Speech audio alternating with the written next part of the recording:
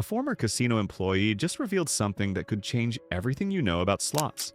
Leaked files from Las Vegas casinos reveal shocking information the industry has been hiding. In today's video, we are taking a look at 10 things casinos hate, and for good reason. Stick around, you definitely don't want to miss number 3. Let's kick things off with number 10. Always use your player's card, and I mean always, every single time. This seems obvious, but you'd be shocked, absolutely shocked, how many people don't do it. I'd estimate at least 30% of slot players don't use their card consistently. Some forget it in their room, some don't bother signing up. Some think it doesn't matter because they're not high rollers, and every single one of those people is leaving money on the table. Every single time you sit down at a machine, insert that player's card before you put in a single dollar. It tracks your play for free play credits, hotel rooms, meal vouchers, show tickets, spa treatments, all of it. The system monitors your total coin in, which is every dollar you feed into the machine, not just your losses. This is crucial. You get credit for your action, not your results. Now here's why casinos hate this. When you use your card religiously, you're building up loyalty points faster. Smart players, and I saw this constantly during my time on the floor, would accumulate elite status without placing massive bets. They understood that consistency matters more than bet size in many loyalty programs. They'd get more value back in comps than casual players who bet bigger but didn't track properly or only used their cards sporadically. I remember working the night shift and watching this one regular. Her name was Margaret, and she played dollar machines, nothing crazy, usually betting $2 or $3 a spin. But she was there 5 days a week like clockwork, Tuesday through Saturday, from about 10 in the morning until 3 in the afternoon. And she had her card in every single time. Within 6 months, she had diamond status at that particular casino. Free rooms every weekend, buffet credits that she'd use to bring her whole family in, priority seating at shows, discounted spa services. The casino was basically paying her to play. Now, they still made money off her overall. Let's be clear about that. She was losing probably somewhere in the range of $10,000 to $15,000 a year based on her play pattern. But her actual net losses were offset by probably $5,000 to $7,000 in comps. That's the power of consistency with your player's card. She was getting almost 50% of her losses back in tangible value. Here's the insider trick though, and this is something most players never figure out. Different casinos have different formulas for earning points. Some reward slot play more heavily than others. Some give bonus points during certain hours or on certain days. Some offer multiplier events where your points earn at double or triple rate. Some casinos give more weight to higher denomination machines, while others treat all play relatively equally. Do your research. When you sign up for a player's card, ask the hosts about their specific program. Ask when the best times to play are for bonus points. Ask about tier match programs where they'll match your status from a competitor. Find out if they have targeted offers for new members. The casinos don't advertise this stuff because they want you gambling blind. They want you to think it's all the same. It's not. Don't let them keep you in the dark. I'll give you another example. There was a guy who figured out that one casino on the Strip gave quadruple points on Tuesdays between 6 a.m. and noon. Most people didn't know this because it wasn't advertised anywhere except in fine print on the website. This guy would show up every Tuesday at 6 in the morning, play for exactly 6 hours on higher denomination machines, and rack up points like crazy. He'd earn in one day what most players earned in a week. Then he'd use those points for free rooms during peak times when rooms were expensive. The casino hated him because he'd gamed the system, but he wasn't doing anything illegal or against the rules. He just read the fine print and exploited it. One more thing about players' cards. Some people think the casino uses your card to tighten the machine or make you lose more. This is a persistent myth, and it's completely false. I can tell you from direct experience working on these machines that your player's card has absolutely no effect on the random number generator or the outcome of spins. None. The RNG doesn't know or care whether there's a card in the slot. The casino doesn't need to cheat you that way. They already have the mathematical edge. What they want is your loyalty and your data. They want to know your playing patterns so they can market to you effectively. But they're not rigging individual machines based on card use. That would be illegal and they don't need to do it. So use your card every time. Without exception, you're literally turning down free money if you don't. Number 9. Hunt for high RTP machines, ideally 95% or higher. RTP stands for return to player. It's the percentage of all wagered money that a slot machine pays back over time. So a machine with a 95% RTP will, theoretically, pay back $95 for every $100 wagered over millions of spins. The remaining 5% is the house edge. Now, legally in most jurisdictions, casinos don't have to display this information on the floor, and most don't. They're required to stay within certain minimum RTPs, which vary by state and sometimes by denomination. But they don't have to tell you what the specific RTP is for any given machine. But it exists. Every machine has an RTP programmed into it by the manufacturer. The higher the RTP, the better your odds, relatively speaking. Here's what I learned during my time as a tech. Generally, older classic machines tend to have better RTP than the flashy new video slots. Why? Because the older machines don't have all the bells and whistles, the animated bonus rounds, the licensed content. All of that costs money, and that money comes from somewhere. It comes from a lower RTP. Some versions of Wheel of Fortune, certain penny slots that aren't progressives. Classic 3 reel games.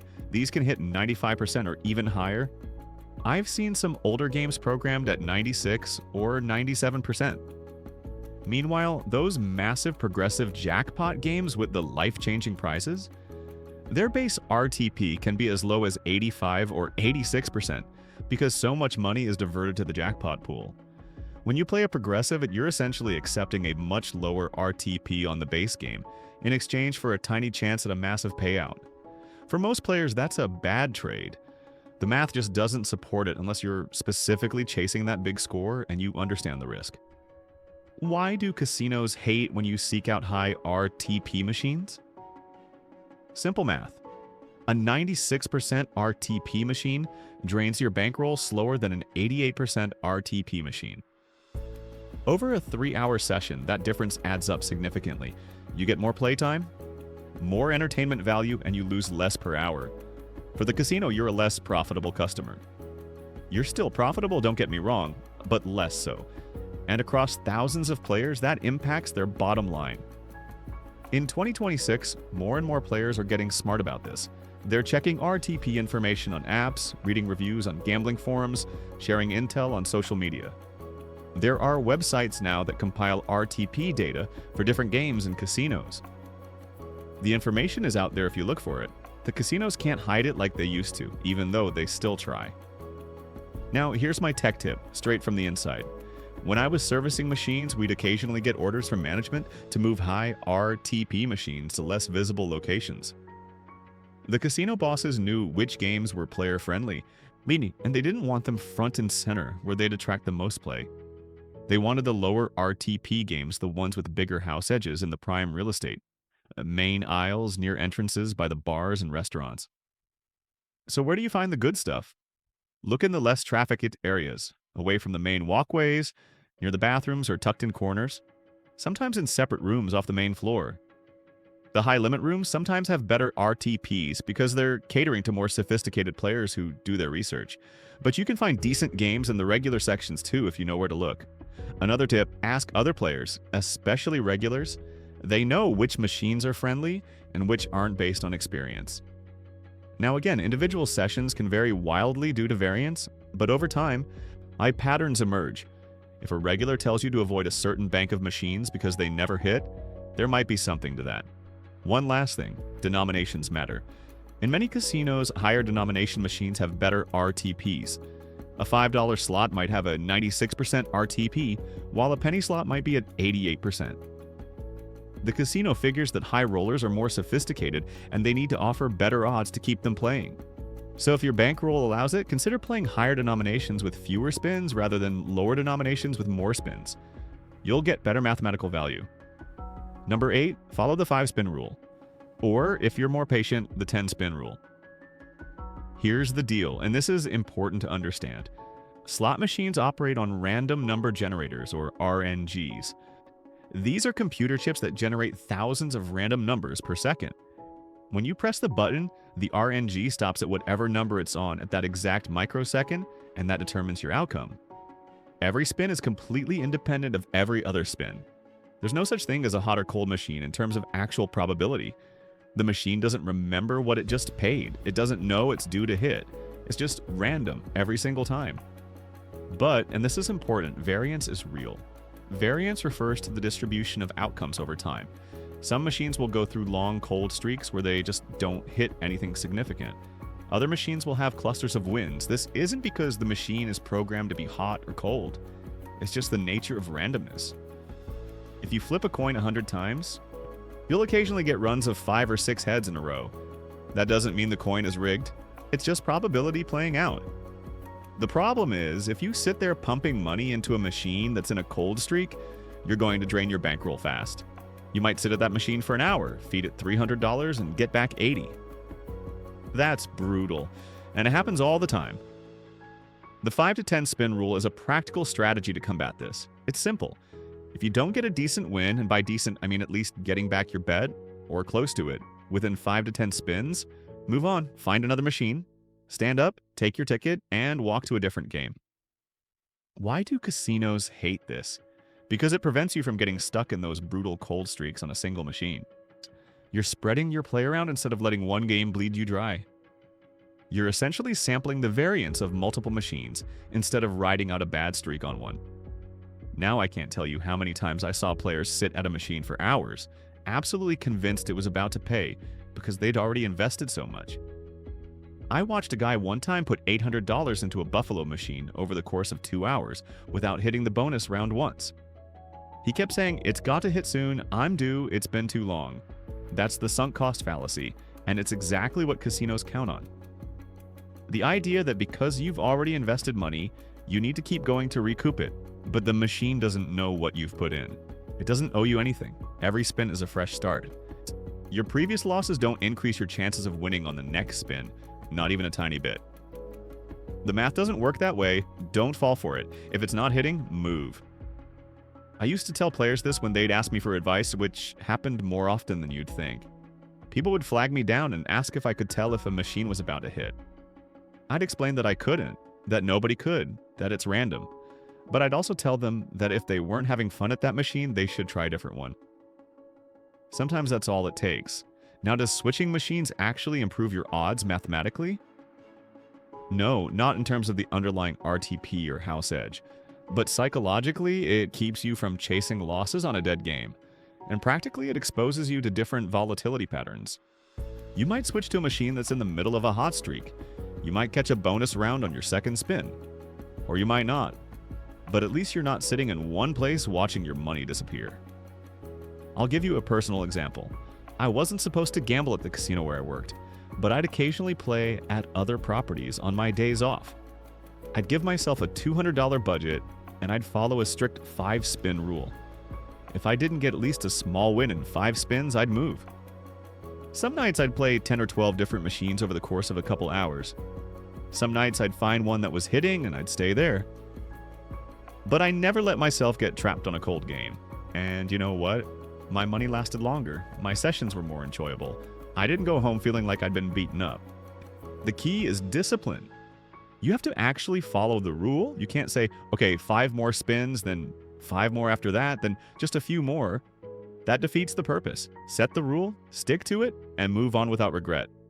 Number 7, play lower volatility machines for longer sessions. Volatility, sometimes called variance, refers to the risk level of a slot machine. It's a measure of how much your bankroll will fluctuate during play. High volatility slots pay out less frequently but offer bigger wins when they do hit. Low volatility slots pay out more often but in smaller amounts. Think of it like this: a high volatility game is a roller coaster. Big ups, big downs, wild swings. A low volatility game is a gentle cruise, steady, predictable, fewer dramatic moments.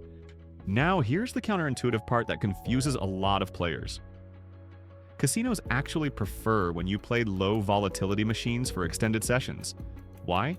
Because you're exposing yourself to more total spins and therefore more theoretical house edge. If you play a high volatility machine, you might bust out in 20 minutes or hit big and walk away. Either way, the casino gets less of your action. But if you play a low volatility machine, you might sit there for 3 hours making steady small bets, hitting small wins that keep you going. Over those 3 hours, the house edge grinds away at you predictably. But, and this is key, if you're looking to stretch your bankroll and have a longer entertainment session without huge swings, low volatility is your friend. It's a trade-off. you're accepting a slower drain in exchange for more time at the machine. Games to look for? Classic 3-reel slots, certain multi-line video slots without massive progressive features, games with frequent small pays, anything that advertises frequent bonuses or regular wins. Avoid the extreme high volatility stuff like some of the Dragon Link variations, Lightning Link, some of the Aristocrat games, or the big progressive banks unless you've got a huge bankroll and you're specifically chasing that life-changing hit. During my time as a tech, I'd see the data on different machines. We could pull reports showing average time on device, average coin in, hit frequency, all of it. The low volatility machines consistently showed longer session times and more total money wagered, even though individual bets might be smaller. The casino knew this. That's why they'd have entire sections of the floor dedicated to these types of games. My advice? Match volatility to your goals. If you want a long, fun session with your $100 budget, go low volatility. You'll get more spins, more small wins to keep it interesting, and your money will last longer. If you're willing to risk it all for a big score, go high volatility. But no, you might bust out fast and you need the emotional fortitude to handle that. Here's a specific example. Let's say you've got $200 to play with. On a high volatility game, you might make 50 spins before you're done, maybe less. Big swings, maybe you hit a bonus, maybe you don't. On a low volatility game with the same budget, you might make 300 or 400 spins over an hour or two.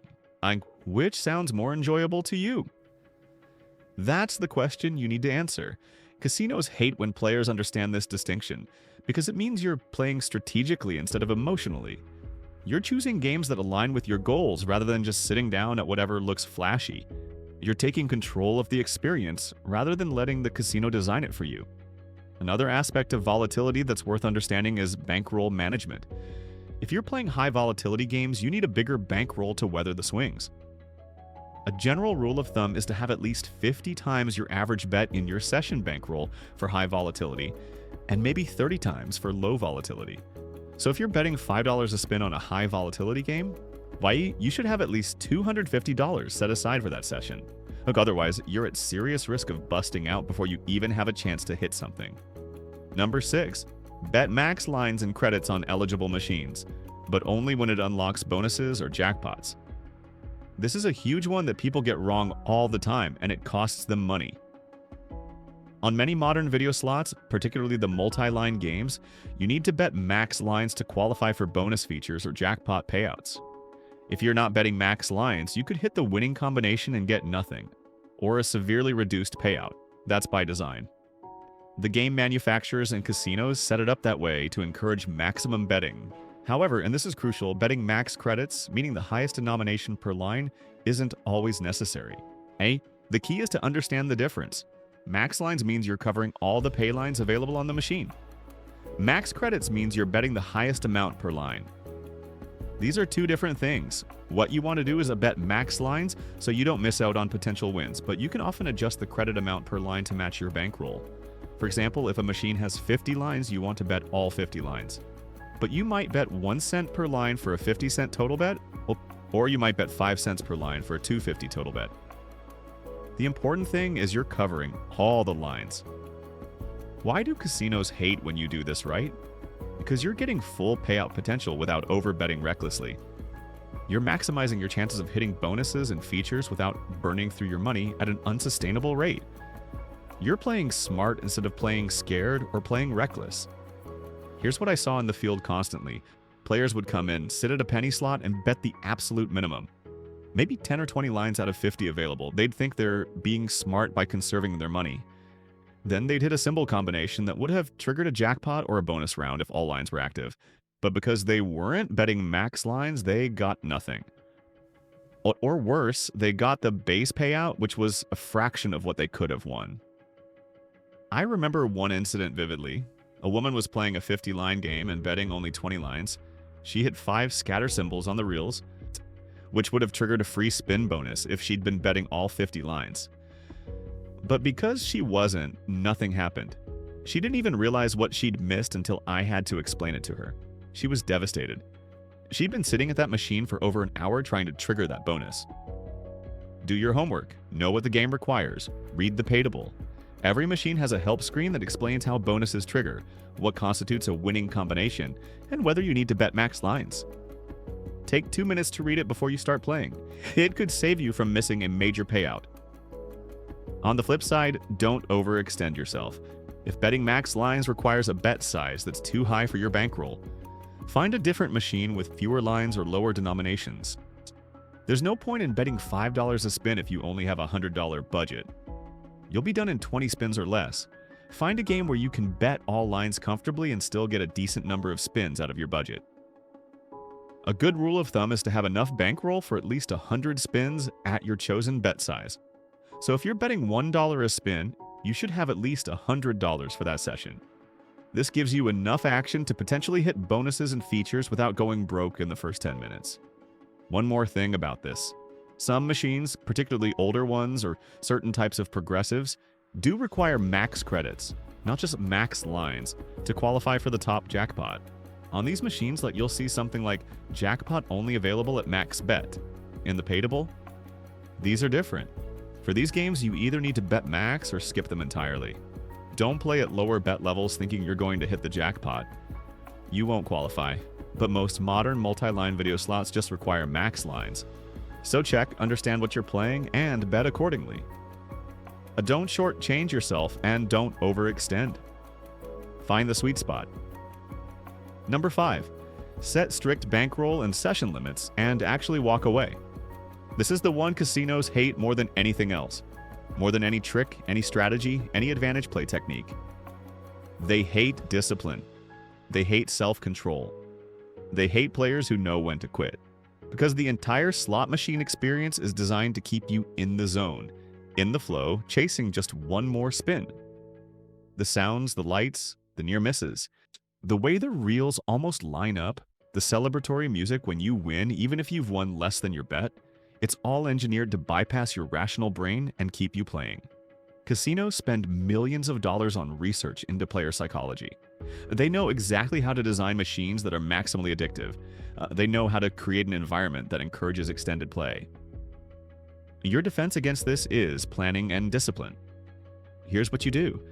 Before you even walk into the casino, before you even leave your hotel room, decide how much you're willing to lose. That's your bankroll for the day or the session. Be realistic. Don't bring money you need for bills or groceries. Don't bring money you'll regret losing. Bring money that's genuinely discretionary, that you're okay with spending on entertainment. Because that's what gambling is. It's entertainment, not investment. Then divide it up if you want multiple sessions. Maybe you've got $500 for the day and you want to play 3 sessions. That's about $167 per session. Round it to $150 to be safe. Now you've got your session budgets. Next, set win and loss limits. If you lose your session budget, you're done. No ATM runs, no credit cards, no borrowing from friends. Walk away. Leave the casino if you have to. Go to your room, go to a show, get dinner, do anything else. The session is over, and here's the part people forget, the part that's actually harder for most people. If you hit a win goal, say you double your money or you hit a certain profit target, walk away then too. Lock in the win. Oh, this is psychologically very difficult because when you're winning, you feel invincible. You feel like you can't lose. The machine is hot. Your luck is running. All those irrational thoughts flood your brain. But this is exactly when you need discipline the most. I can't tell you how many times I watched someone hit a $1,500 jackpot, a life-changing amount of money for many people, then sit there for another 3 hours and give it all back, plus their original bankroll. I watched it happen over and over and over. The casino loves that. They got their money back, and then some. The player had a brief moment of excitement, but went home a loser. Don't be that person. If you set a win goal and you hit it, celebrate, cash out, and walk away. Come back tomorrow if you want. The machines will still be there. Casinos thrive on players who chase losses. That's their bread and butter. The player who loses $200 then goes to the ATM for another $200, then another $200. That player might lose $800 or $1,000 in a session that started with a $200 budget. That's exactly what the casino wants. By setting hard limits and sticking to them, you're cutting your session short, reducing their theoretical win, and walking out with your dignity intact. Use tools if you need them. Set alarms on your phone for time limits. If you've been playing for 2 hours, the alarm goes off, and that's your cue to cash out. Leave your credit cards and debit cards in the hotel room safe. Only bring the cash you've budgeted. Make it physically impossible to overextend yourself. Some casinos actually offer self-exclusion programs and betting limit tools through their players' card systems. You can set daily loss limits, and once you hit them, the system won't let you withdraw money from the casino ATMs or charge to your room. These are good tools. Use them if you need them. There's no shame in recognizing that you need help maintaining discipline. I'll share a personal story. After I left the industry, I had a lot of knowledge about how slots worked, but I also had some bad habits from being around gambling all the time. I'd go to casinos and I'd tell myself I'd only spend $100. Then I'd lose it, and I'd think, well, I know how these machines work, I can get it back. And I'd hit the ATM. This happened more than once before I realized I needed to change my approach. Now when I go, which is rare, I bring exactly the amount of cash I'm willing to lose, and I leave everything else in the hotel safe. My wallet, my cards, everything. If I lose my cash, I can't get more. The session is over, and you know what? I've never regretted it. I've never once wished I could have kept playing after losing my budget. The relief of walking away actually feels better than the possibility of winning it back. Number 4, play during off-peak hours for better comps and a looser feel. Timing matters more than you think when it comes to casino gambling. The same casino, the same machines can offer a dramatically different experience depending on when you show up. Early mornings, weekday afternoons, late nights on Tuesdays or Wednesdays, these are the quiet times on the casino floor. Fewer players, less noise, less chaos, and here's the kicker: more attentive service from hosts and better comp opportunities. Why? Because casinos track player activity in real time. They know exactly how many people are on the floor, how much is being wagered, which machines are in use.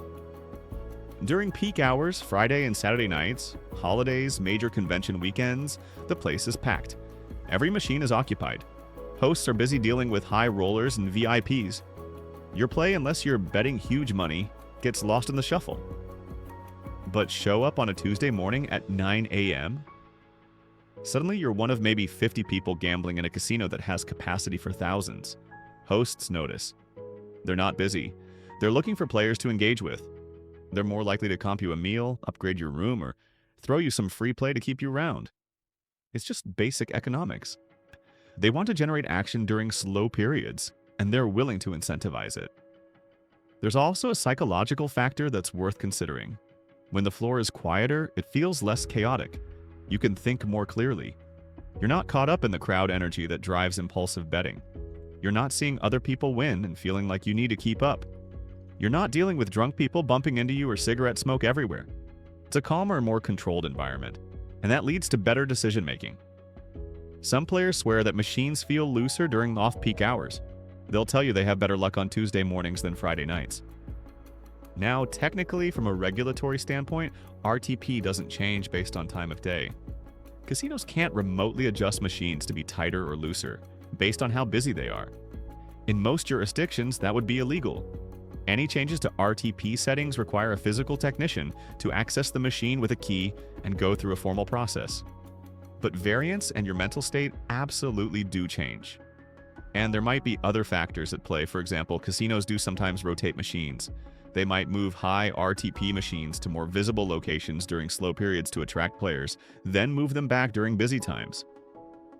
I'm not saying this is common, but I have seen it happen. From a tech perspective, so here's what I can tell you. I never saw evidence that casinos systematically tighten machines during busy times or loosen them when it's slow in the way that conspiracy theories suggest. The math is the math. The RTP is set by the manufacturer within the parameters the casino selects, and it doesn't change on a whim. But the comp value and service quality, that absolutely changes. And if you're smart, you'll exploit that. Let me give you a concrete example. There was a regular player I knew who only played weekday mornings from about 7 to 11 a.m. He'd bet modestly, usually $2 or $3 a spin, on video poker and slots. Over the course of 6 months, he'd get comp offers that were insane. Free rooms every month, including during peak times. Comp dinners at high-end steakhouses, tickets to shows. The casino host loved him because he was reliable, he showed up during dead hours, and he provided consistent action when they needed it most. Meanwhile, I'd see weekend players who'd bet more money, but only show up Friday and Saturday nights when the casino was packed. They'd get minimal comps despite spending more because the casino didn't need to incentivize them. They were coming anyway. Another benefit of off-peak play is machine availability. You can pick and choose, you can try different games without waiting. If you want to play a popular machine like Buffalo or Wheel of Fortune, you can just sit down instead of hovering around waiting for someone to leave. This freedom to explore and find games you enjoy is valuable. Also, dealers and staff are generally friendlier and more helpful during slow times. They're not overwhelmed. They have time to chat, to explain rules if you're trying a new game, to give you tips. This might not matter for slots since they're automated. But for table games, it's a huge difference. One last thing. If you're trying to hit a must-hit by Progressive, which we'll talk about more in a minute, off-peak hours are your friend. There's less competition.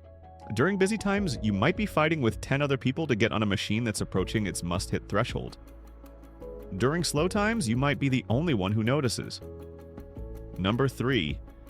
Avoid progressive jackpot machines unless the jackpot is high, and understand must-hit by thresholds. Progressive slots are tempting. Those massive jackpots climbing into the hundreds of thousands or even millions of dollars. The signs flashing, the numbers ticking up, the promise of life-changing money. It's seductive. But here's what most people don't realize, what the casinos certainly don't advertise. To fund those jackpots, the base game, RTP, is significantly lower than non-progressive machines. Think about it logically. That progressive jackpot money has to come from somewhere. It comes from a percentage of every bet made on that machine or that linked bank of machines. That percentage is pulled out of what would otherwise be returned to players through regular wins. So you're essentially paying a premium on every spin for a shot, at a prize you'll probably never hit. I've seen the numbers. A typical non-progressive slot might have an RTP of 94 to 96%. A linked progressive might have a base game RTP of 85 to 88%. That's a massive difference. Over a session, that extra 7 to 10% house edge adds up quickly. You're giving the casino significantly more of your money in exchange for a lottery ticket level chance at the big jackpot. Now, there's a smarter way to play progressives if you're going to play them at all. Some progressives have what's called a must-hit by threshold. This means the jackpot must pay out by a certain amount, legally. It might say something like, jackpot must hit by $10,000. When the jackpot resets, it might start at $7,000. As people play, it climbs. $8,000, $9,000, $9,500. When it gets close to that must-hit threshold, the odds of it hitting on any given spin increase. If you can find out what that threshold is and you see a jackpot approaching it, that's when you play strategically. The expected value of that jackpot is higher when it's near the must-hit point than when it just reset. You're still playing a negative expectation game, but it's less negative than usual.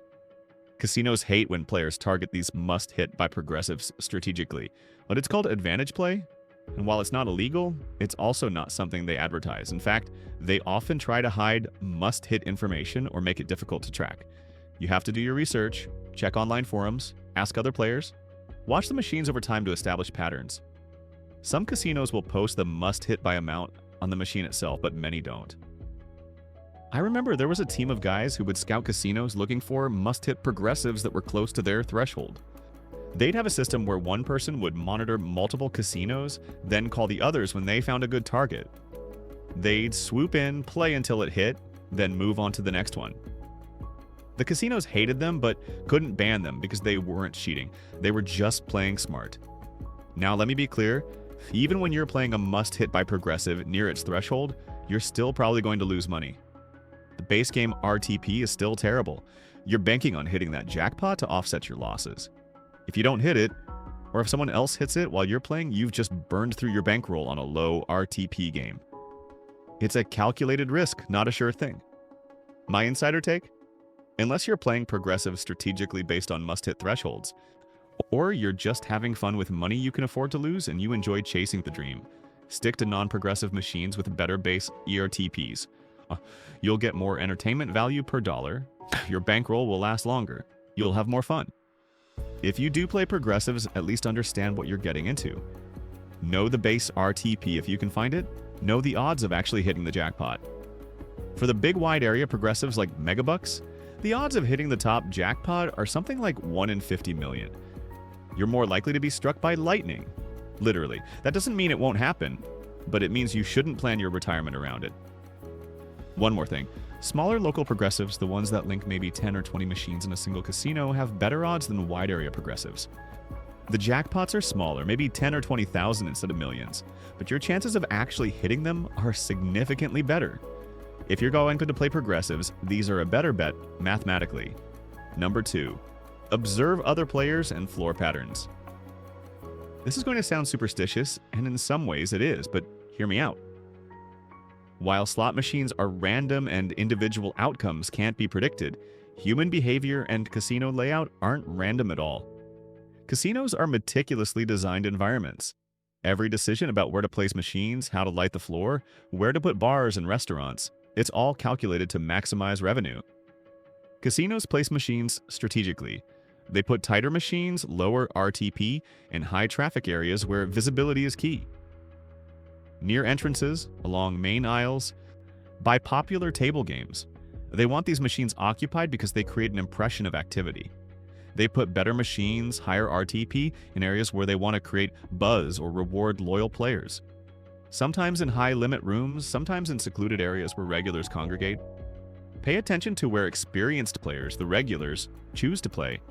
These people are there all the time. They've figured out through trial and error which areas of the casino treat them better. Now again, this is anecdotal and not based on changing odds on individual machines, but it's based on the placement strategy and the overall mix of machines in different sections. Watch for areas of the floor that seem more active, where people are winning more often. Listen for jackpot sounds. Casinos design the audio to carry. When someone hits a jackpot, the whole floor hears it. If you're hearing more wins from one section than another, that might tell you something about the machine mix in that area. Casinos rotate machines. They test different configurations. They analyze data constantly about which games perform well and which don't. A machine that's not generating enough revenue might get swapped out for a different title. A machine that's paying out too much might get moved to a different location. This happens more often than you'd think. I've seen groups of regulars who would share information with each other. This bank of machines just got serviced and new games were installed. That section over by the buffet seems cold this week. The high limit room has a new dragon link that's been hitting. Is this guaranteed information? No. But it's pattern recognition, and humans are actually pretty good at that when we pay attention. Casinos hate when players communicate and share intel because it undermines the isolated, individual gambling experience they're trying to create. They want you focused on your machine, hypnotized by the lights and sounds, not collaborating with others and making strategic decisions based on shared knowledge. Another thing to observe is how staff behave. Where do slot attendants and techs spend their time? If you see techs frequently servicing machines in a particular area, that might indicate those machines are either having technical problems or they're hitting jackpots frequently enough to require hand pays. Both scenarios tell you something. Also pay attention to how full different sections are. If one area is always packed with players while another area sits empty, ask yourself why. Is it just location and foot traffic? Or have players figured out that one area offers better games? Not every empty section means bad machines. Sometimes it's just poor placement, but it's worth considering. Here's a specific example. There was a casino where I worked that had a section of older machines tucked away near the back entrance. Most tourists never found this area because it wasn't visible from the main floor, but regulars knew about it, and those machines were actually set at higher RTPs because they were older models and the casino hadn't bothered to reconfigure them. Word spread among the regular players, and you'd see the same faces back there every day. Yeah, the casino eventually caught on and either moved those machines or adjusted the settings, but for a while it was a known good spot. Use your eyes and ears, talk to other players if you're comfortable with that. Don't take everything at face value, but don't ignore patterns either. The casino has information you don't have. Other experienced players might have information you don't have. Gathering all the intel you can only helps you make better decisions. Number 1. Cash out small wins frequently and reset your mental state. This is the ultimate casino killer move. This is the strategy that if every player implemented it, would probably cut slot machine revenue by 20% or more. It's that powerful. And it's so simple that it's almost stupid. When you hit a win, even a small one, cash out, take the ticket. Pocket the money or put it in a separate pocket from your playing bankroll. Then if you want to keep playing, start fresh with a new budget from your original bankroll. Why is this so incredibly powerful? Because it breaks the trance. Slot machines are designed to keep you in what psychologists call a flow state. You get hypnotized by the repetitive action. Spin, outcome, spin, outcome. Credits build up on the screen. You stop thinking of them as real money. They're just numbers, just pixels on a display. You hit a $50 win, and instead of cashing out, you keep playing because, hey, it's not real money yet. It's just credits. Oh, this is exactly what the casino wants. They want you dissociated from the reality of what you're doing. They want you in that trance state where you just keep hitting the button automatically. Because when you're in that state, you make poor decisions. You bet more than you intended. You play longer than you planned. You give back your wins and then some. But when you cash out, something magical happens. You physically hold a ticket or money in your hand. It becomes real again. Your brain snaps out of the trance. You remember that this is actual currency. This can buy actual things. This is your money, and you have a choice about what to do with it. That moment of awareness, that break in the flow, is incredibly valuable. Casinos lose their minds over this because it disrupts the carefully engineered psychological experience they have created. Players who cash out frequently leave with more money. They take breaks. They make conscious decisions instead of autopilot spins. They might decide, you know what? I'm up $50. I'm done. I'm going to dinner. And they walk out a winner instead of staying until they have given it all back. I watched players use this technique successfully for years. There was one guy who had a rule. Anytime he was up more than $20 from his starting point, he'd cash out and put that 20 in his pocket. Then he'd continue playing with his original stake. If he won again, same thing. Cash out the win, pocket it, keep playing with the original money. By the end of his session, he might have $100 or $150 in his pocket from cumulative small wins, and maybe he'd lost his original $100 stake. Net result? He walked out $50 ahead. Compare that to the player who turns a $50 win into $300 in credits, then loses it all plus their original buy-in. The casino makes way more off the second player. Another version of this strategy is to set a win threshold for cashing out entirely. For example, if you're just up 50% from your starting bankroll, you cash out everything and end the session. You walk away a winner. This takes discipline because 50% might not feel like enough when you're on a hot streak. You'll think, I could double this, I could triple this. But that's your gambling brain talking, not your rational brain. Here's what I recommend. Before you start playing, decide on a cash out threshold. It might be up 25%, up 50%, whatever feels right for your goals. When you hit that threshold, you're done. Cash out, leave the casino floor, go do something else. Come back tomorrow if you want. The machines will still be there. I'll tell you another psychological benefit of cashing out frequently. It feels good. Every time you get a ticket or collect money, there's a little dopamine hit. You're winning. Even if it's small, even if you'll probably give it back eventually, in that moment, you won. That positive reinforcement can actually make gambling more enjoyable because you're getting frequent small wins instead of just grinding away hoping for one big win that might never come. Compare two scenarios. Player A sits at a machine for 3 hours, never cashing out, just playing credits up and down. They might hit several small wins during that time, but they never stop to acknowledge them. They're just chasing. At the end of 3 hours, they've lost everything. They walk away feeling defeated. Player B uses the cash out strategy. Every time they hit a win, they cash out. Take a moment to appreciate it, reset, and decide if they want to continue. Even if player B loses the same amount overall, they've had multiple moments of positive feeling throughout the session. The psychological experience is completely different. One more thing about this strategy. It helps you track your spending more accurately. When all your money is in credits on a screen, it's easy to lose track of how much you've actually wagered. But when you're cashing out and reinserting, you're more aware of the flow of money. You know how many times you've reloaded. You have a better sense of whether you're ahead or behind. Some players keep their tickets in a separate pocket as a visual reminder of their wins. They can physically see and feel how many tickets they've accumulated. It's tangible proof that they're not just losing, they're also winning sometimes.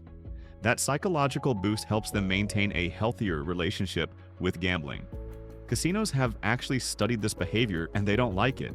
And some casinos have tried to discourage cashing out by making it slightly less convenient. They've removed some coin redemption machines or placed them farther away from the gaming floor. They've introduced systems where you can transfer credits between machines without cashing out. All of this is designed to keep you in the flow to keep that money as digital credits rather than physical tickets or cash. Don't fall for it. Cash out anyway. Walk to the redemption machine. Take the break, reset your brain. It's worth a 30 seconds of inconvenience, so there you have it. 10 things that casinos absolutely hate because they cut into profits, extend your playtime, and maximize the value you get from comps and gameplay. Let me recap them one more time so they're crystal clear. Number 10, always use your player's card without exception. Track every single dollar of play and milk those comps for everything they're worth. Number 9, hunt for high RTP machines, 95% or higher if you can find them. Do your research, check forums, ask around. The information is out there. Number 8, follow the 5 or 10 spin rule. Don't get stuck on a cold machine. Keep moving, keep sampling different games. Don't chase losses on a single game that's not hitting. Number 7, play lower volatility for longer sessions. Match the volatility to your goals and your bankroll. If you want entertainment value and time on the floor, go low volatility.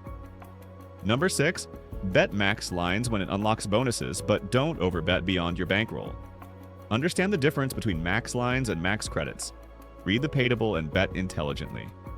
Number 5, set strict limits and walk away when you hit them. This is the ultimate discipline move. Decide your boundaries before you start and stick to them no matter what. Number 4, play during off-peak hours for better service and comps. Tuesday morning beats Friday night every time for value. Number 3, avoid progressives unless the jackpot is high or you're targeting must-hit by thresholds. Understand that you're paying a premium for a tiny chance at a big payout. Number 2, observe other players and floor patterns. Use your eyes and ears to gather intelligence about which areas and which machines might offer better experiences. Number 1, cash out small wins frequently and reset your mental state. This is the single most powerful psychological tool you have against the casino's manipulation.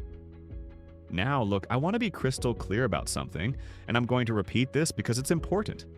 These tricks won't make you rich. They won't turn slots into a profitable venture long term. The math is still against you. The house edge is real. It's permanent. It's inescapable. Over time, if you play long enough, you will lose. That's just the mathematical reality of negative expectation gambling. But what these strategies will do is make you a smarter, more informed player. You'll stretch your entertainment dollar further. You'll get better comps that offset some of your losses. You'll lose less over time compared to the average player. You'll avoid the psychological traps that turn casual players into problem gamblers. You'll maintain more control over the experience instead of letting the casino manipulate you. The gambling industry is built on information asymmetry. They know everything: the odds, the psychology, the statistics, the optimal placement strategies, the player behavior patterns. They have teams of mathematicians and psychologists designing these experiences. Most players know nothing. They just walk in, sit down, and hope for the best. They chase lights and sounds. They make decisions based on superstition and emotion. By educating yourself, by using these insider tactics, you're leveling the playing field just a tiny bit. You're still at a disadvantage. There's no way around that, but you're not completely blind anymore. And trust me, casinos notice. They hate playing against informed players because informed players are harder to exploit. They require more work. They're less profitable. If you're a casino executive looking at player data, you can tell the difference between an educated strategic player and a recreational fish.